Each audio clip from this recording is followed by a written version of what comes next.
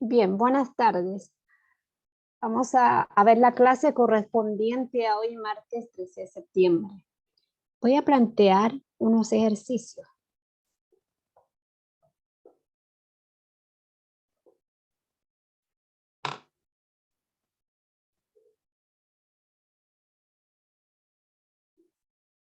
Dame un segundito. Entonces, el ejercicio dice así: sea A una matriz con suma fila constante. Enseguida les explico qué significa. Demostrar que el vector E, es decir, el vector que tiene en cada componente el valor 1, es un autovector de A. Bien. Entonces, ¿cómo demostramos esto? Ustedes saben que una matriz en su forma general es así: A11, A12, A13, etcétera, A1n. A21, A22, A23, A2n, etcétera. AN1, AN2, AN3, etcétera, ANn. Bien, cuando me dice que una matriz tiene suma fila constante, eso significa que si nosotros sumamos las entradas de cualquier fila, obtengo una constante. Es decir, si yo sumo la primera fila, es decir, realizo la sumatoria desde J1 a N de A sub 1J, esto me entrega una constante C. Si yo sumo la segunda fila, lo que obtengo es una sumatoria desde J1 a N de A sub 2J. Y vuelvo a obtener la misma constante C. ¿Y qué pasaría si sumo la última fila? ¿Qué es lo que obtendré? Bien, entonces la respuesta a la pregunta que les hice sería esto.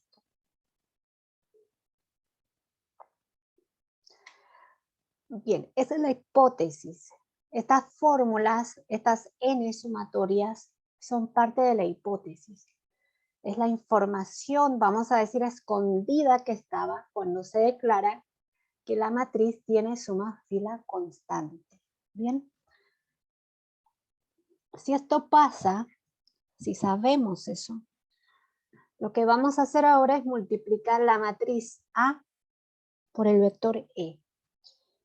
Es decir, toda esa matriz, que no la voy a copiar de nuevo, por este vector.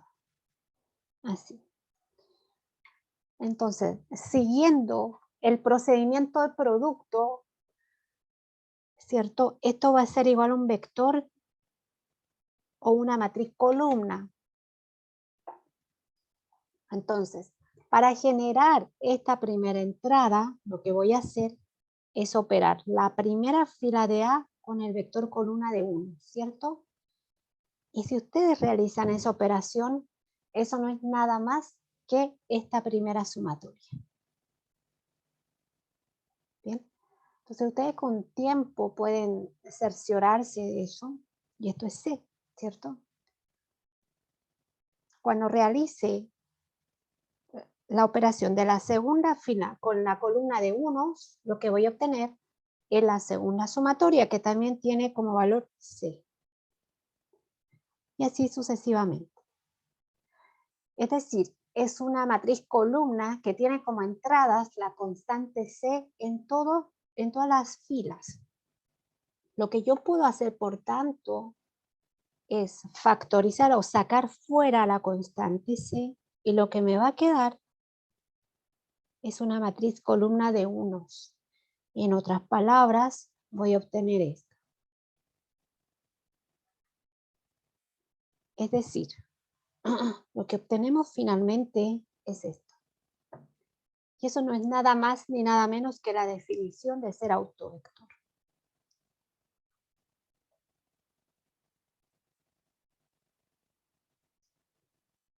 En conclusión, las matrices que tienen suma fila constante tienen a E como autovector asociado al autovalor C, donde C es el valor común que van sumando las filas de esta matriz. Estas matrices son especiales si uno estudia así más a profundidad, y la literatura las llama matrices estocásticas. Entonces vamos a poner esa observación. Decimos, estas matrices, ¿cuáles matrices? Pongamos entre paréntesis para que se entienda bien. Que suman, que tienen suma fila constante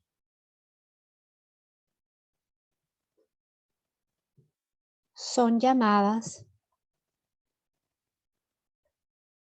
matrices estocásticas.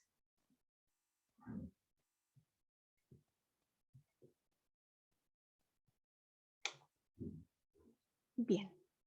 Entonces el día jueves podemos ir comentando las dudas, ¿cierto?, que surjan alrededor de este y los demás ejercicios que vamos a ir viendo. Voy a escribir el ejercicio 2. Déjenme pausar la grabación para escribir rápidamente el enunciado.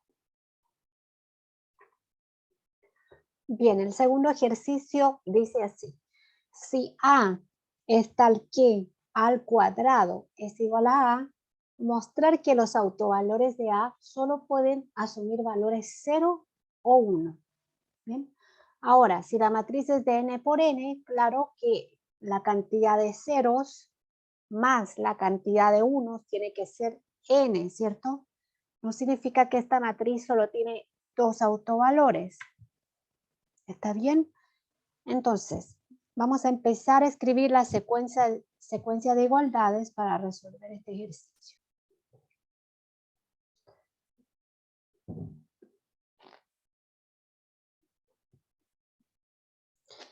Entonces voy a partir asumiendo de que lambda es un autovalor de A, un autovalor cualquiera. ¿Ok? Si lambda es un autovalor, significa que se cumple esta igualdad para algún vector X. Recuerden que los X yo acostumbro denotarlos con X barra para diferenciarlos de constantes. X barra debe ser no nulo, ¿cierto? Bien, ahora fíjense lo que vamos a hacer. Por un lado, AX barra es lambda X barra, ¿cierto? Pero por hipótesis, esto es lo mismo que al cuadrado X barra.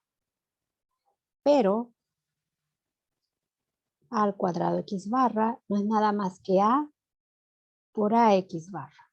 Y lo que está dentro del paréntesis no es nada más que lambda X barra. Como lambda es una escalar, lo que tenemos es esto. Nuevamente, AX barra es lambda X barra. Por tanto, lo que acabamos de verificar es que esto es lambda cuadrado X barra. A ver, ahí me faltó espacio, vamos a ir un poquito más de espacio, no me da.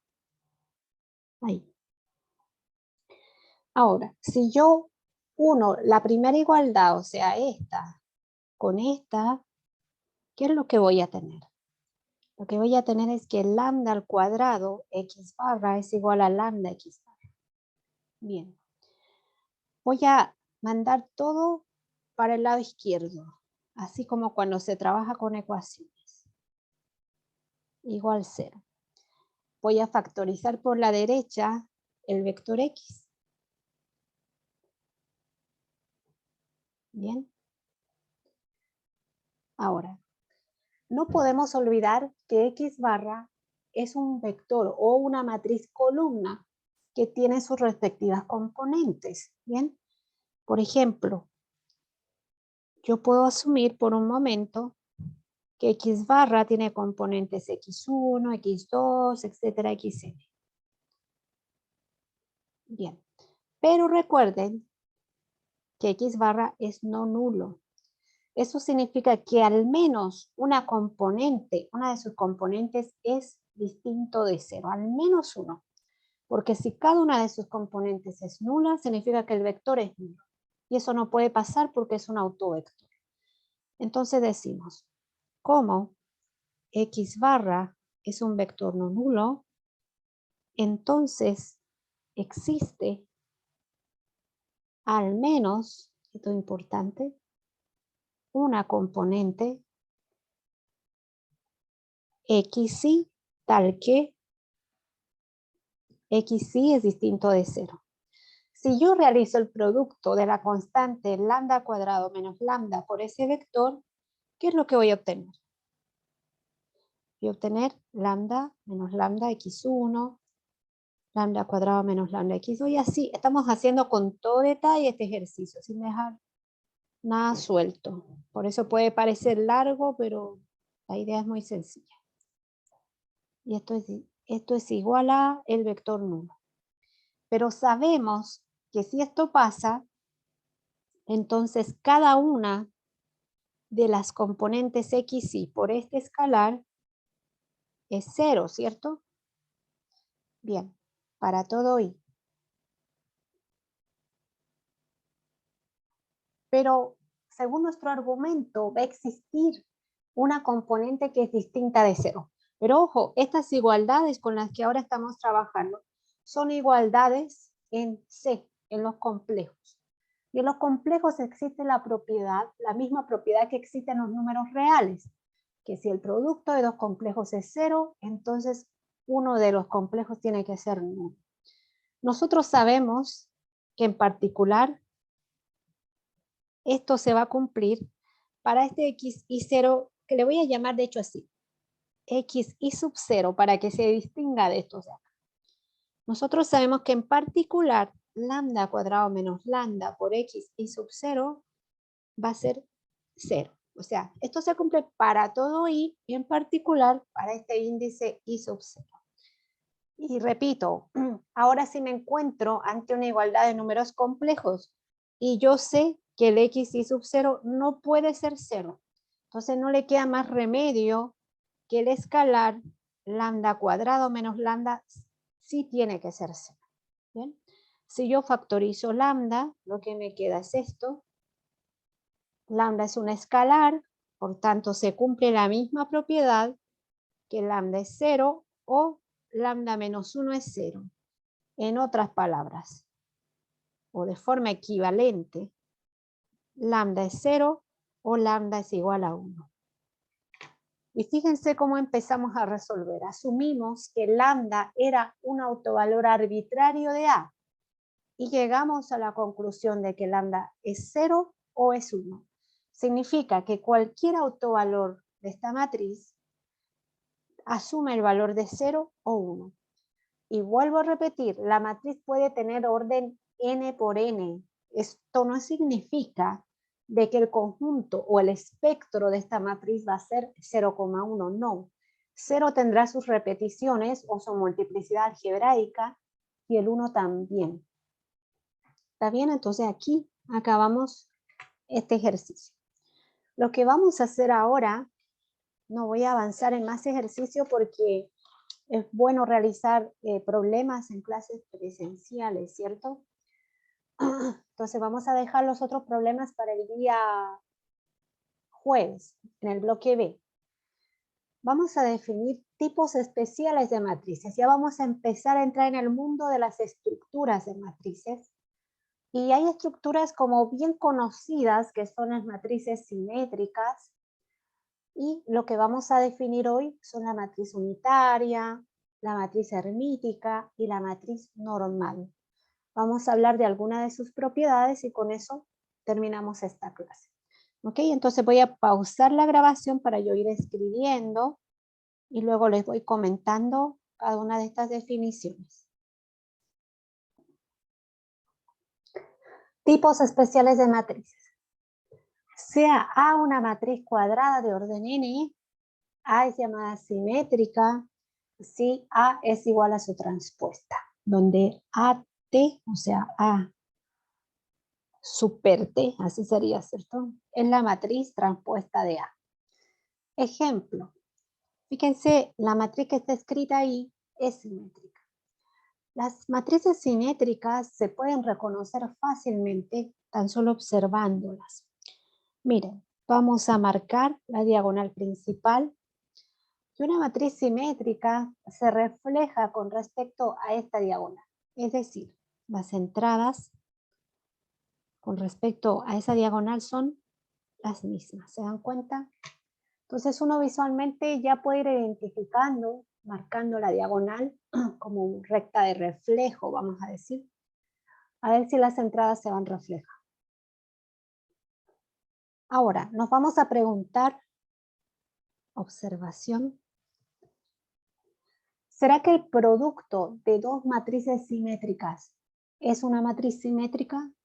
¿Será que la suma de dos simétricas es simétrica?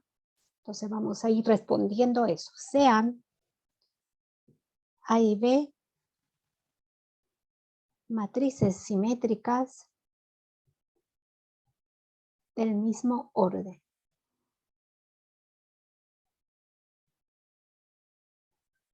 Entonces, vamos a analizar. Vamos a considerar la matriz suma. Vamos a calcular su transpuesta por propiedad de transpuesta que ustedes conocen de álgebra lineal. Esto es igual a la suma de matrices transpuestas. Pero A transpuesta, al ser asimétrica, es igual a A. Mismo argumento para B. En otras palabras, tenemos que la transpuesta de la matriz suma es igual a la matriz suma. Y eso es justamente lo que cumplen las matrices simétricas. Por tanto, A más B es simétrica. ¿Qué pasará con el producto? Veamos. El producto A por B. Si yo calculo la transpuesta de este producto, esto es igual a B transpuesta por A transpuesta, ¿cierto? Tienen que recordar eso. Luego, al ser A y B simétrica, esto es igual a B por A. Y esto en general es distinto de A por B. Entonces ponemos aquí en general. ¿Por qué decimos eso? Porque pueden existir algunos ejemplos súper particulares donde eso se cumpla. Por ejemplo, si ves la matriz identidad, A es la matriz nula, obviamente son simétricas y conmutan. Pero eso no se cumple para todo par de matrices. Eso significa que en general no se va a cumplir la igualdad. Y por tanto, en general, vamos a escribir eso. Denme un segundito. Por tanto, A por B, en general, no es simétrica.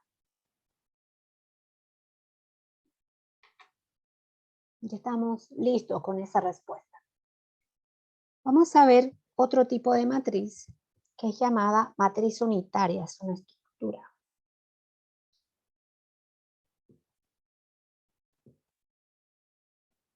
Ya cuando estemos en la clase de ejercicios, ustedes van a ir construyendo matrices unitarias, simétricas, normales, y van a ver el comportamiento de sus entradas. Y ahí es donde van a poder visibilizar realmente la estructura que tienen estas matrices. Entonces, una matriz unitaria, ¿qué debe cumplir? Vamos a escribir una matriz cuadrada de orden n. Es unitaria si debe cumplir dos igualdades. U asterisco U es igual a la identidad de orden n. U por U asterisco es igual a la identidad de orden n. Ya me imagino lo que se están preguntando. ¿Qué es U asterisco? Entonces escribamos eso. ¿Dónde? U asterisco no es nada más que la transpuesta conjugada. Es decir, tomo el conjugado de la matriz A y transpongo. ¿Qué es el conjugado de la matriz A? Es la matriz cuyas entradas son, vamos a escribirlo mejor, U conjugado es igual, si U tiene entradas U sub I J, U conjugado tendrá entradas U sub I J conjugado. Conjugado en el sentido complejo. ¿Bien? Entonces, las matrices que cumplen estas dos igualdades son unitarias. Vamos a ver un ejemplo. Por ejemplo, U igual 0 I menos I es unitaria.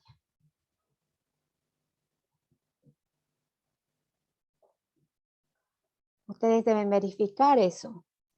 Primero tomamos la conjugada de U, vendría siendo 0 menos I y 0. La transpuesta conjugada, por tanto, será igual a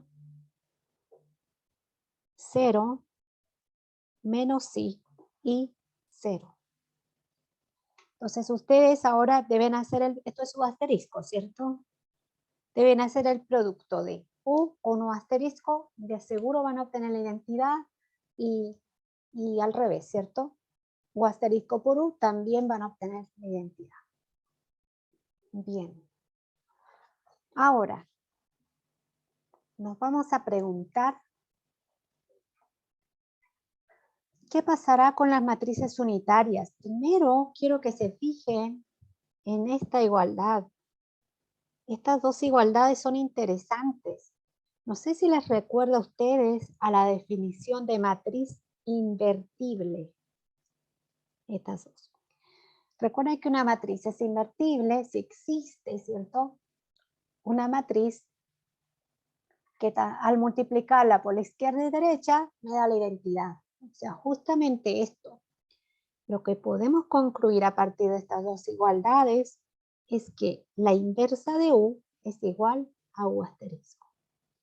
O alguien pudiera decir, pero es que también yo puedo entender que la inversa de U asterisco es U, y es correcto. Esas dos cosas se cumplen. ¿Bien? Entonces, cuando ustedes trabajan con matrices unitarias y necesitan calcular la inversa, simplemente la transpuesta conjugada y ya tienen la inversa. ¿Está bien? Ahora, vamos a hacernos la misma pregunta que nos hicimos con las matrices simétricas. Me voy a preguntar, ¿el producto de matrices unitarias será unitario? ¿La suma de matrices unitarias será unitaria? Vamos a ver. Entonces, tenemos que poner observación, ¿cierto? Sean U y V matrices unitarias del mismo orden.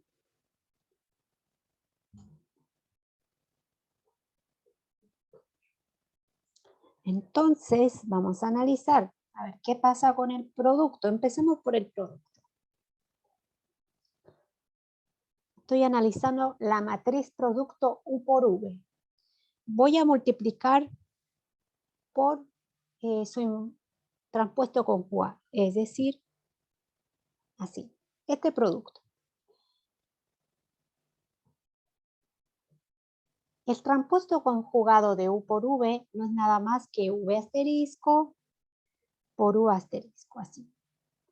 El producto de matrices es asociativo, por tanto, yo puedo calcular esto de esta manera.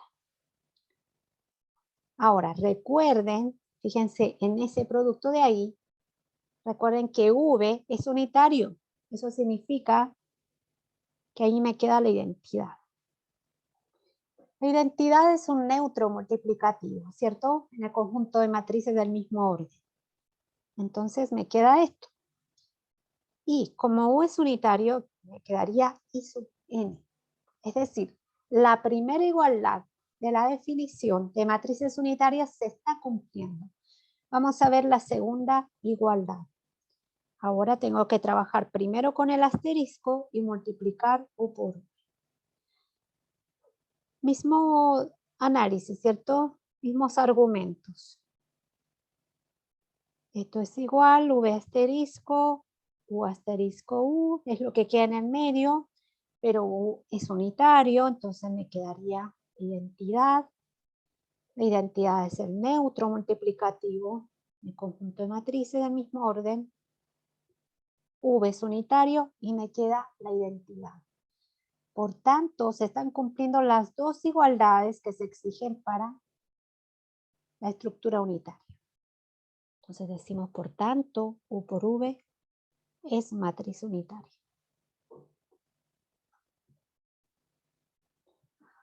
Vamos a ver qué pasa con la suma, es decir, U más V. Tendríamos que multiplicar por U más V asterisco.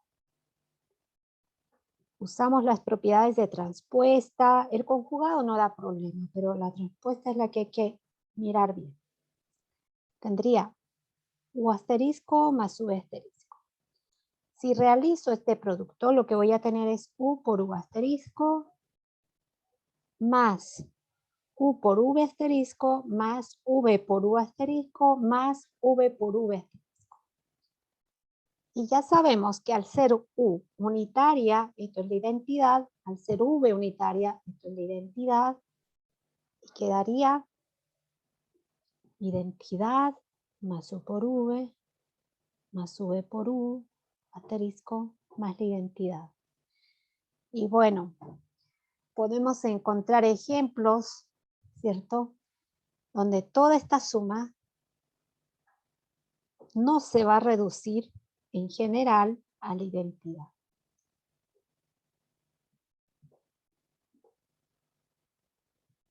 Por tanto, ni siquiera la primera igualdad está garantizada, de las dos que deben cumplirse. Entonces ya podemos concluir que U más V en general no es unitaria. ¿Bien? Entonces, ahora vamos a trabajar con la definición de matrices eremíticas. Bien, matriz eremítica. Algunos libros la llaman matriz eremitiana. ¿Bien? Es una matriz cuadrada, entradas complejas que cumplen esa igualdad. La matriz es igual a su transpuesta conjugada. Es muy similar a la estructura simétrica, o sea, se diría que es la versión compleja de una matriz simétrica. ¿Ok? Un ejemplo, esta matriz que está escrita ahí, es eremítica. ¿Bien? Cumple esa igualdad. Observación. Ahora vamos a ver qué pasará con el producto de dos eremíticas y la suma de dos eremíticas. Entonces decimos, sean H1, H2, del mismo orden, entradas complejas, matrices eremíticas. Les dejo como tarea para la próxima clase, busquen en internet o en un libro matriz eremítica. ¿Por qué se las llama así? Porque siempre se debe a un nombre. La matriz unitaria es llamada así porque el determinante de esas matrices es 1. Pero ¿por qué matriz eremítica? ¿Bien? Podría haberse llamado matriz, no sé, compleja simétrica o algo así, pero es llamada matriz eremítica y tiene que ver con el que ha descubierto y ha estudiado este tipo de matrices. Entonces vamos a ver qué pasa con el producto. Voy a calcular la transpuesta conjugada por propiedad. Esto es igual a H2 asterisco, H1 asterisco. Al ser eremíticas, esto es H2, H1. Y en general, esto no va a ser igual, o sea, para todas las matrices no se va a cumplir que esto es H1 por H2. Por tanto, el producto en general no es eremítico. Bien. Falló con el producto. Vamos a ver qué pasa con la suma.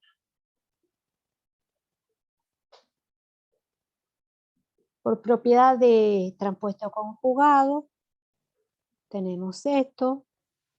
Y aquí al parecer todo va a estar bien. Al ser H1 eremítico, esto es igual a H1. H2 es eremítico, esto es igual a H2 y coincide, ¿cierto?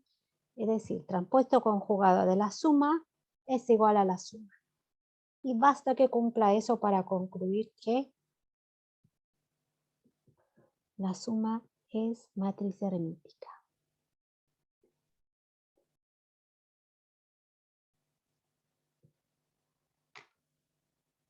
Muy bien. Eso, chiquillos. Ahora vamos por la última definición, que la voy a dejar así, en definición nada más, la comentamos el día jueves. Y el tiempo que quede, cuando ustedes asistan a este video, lo vean, el tiempo que quede, dedíquense a verificar las cuentas que hemos hecho, ¿ya? Matriz normal.